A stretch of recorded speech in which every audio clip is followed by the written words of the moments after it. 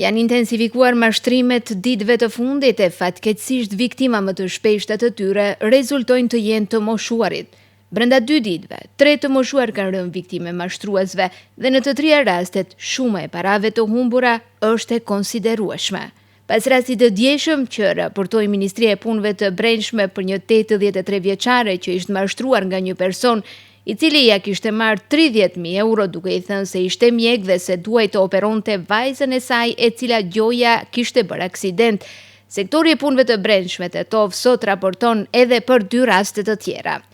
Në rastin e parë, një 77 vjeçare nga Tetova është mashtruar nga një person që u prezantua si inspektor dhe ia mori plakës 4.200 euro, duke sajuar se vajza e saj kishte shkelur një të mitur dhe që të mos shkonte në burg, do të duhej që familjes së dëmtuar t'i jepnin para.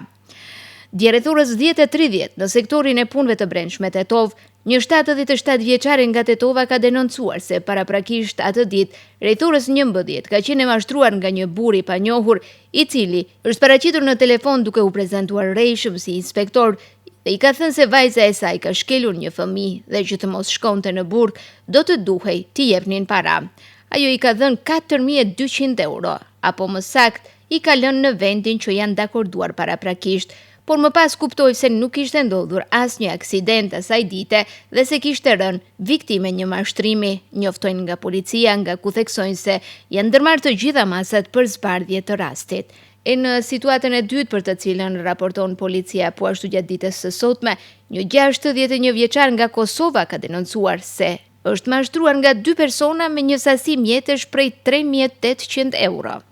Dje rreth orës 12:40 në sektorin e punëve të brendshme Tetov, një 61 vjeçar nga Kosova ka raportuar se është mashtruar nga AD dhe SD, pronar të një subjekti juridik. Sipas denoncimit, personat e lartë përmendur është dashur të kryen transport të punës së të lënduarit, por nuk e kanë bërë këtë, duke e mashtruar me vlerë prej 3.800 euro, thuhet në njoftimin e policisë, nga ku theksojnë se janë ndërmarrë të gjitha masat për zbardhje të këtij rasti. Nga policia kanë përsëritur apelin që sidomos moshat e vjetra të shmangin kontaktet me të panjohurit dhe të mos ju besojnë historive të pakonfirmuara me anë të cilave ata bien prej mashtruesve. Aq më pak të mos japin para në asnjë rast dhe t'i mbrojnë të dhënat dhe dokumentet e tyre personale si dhe llogaritë bankare.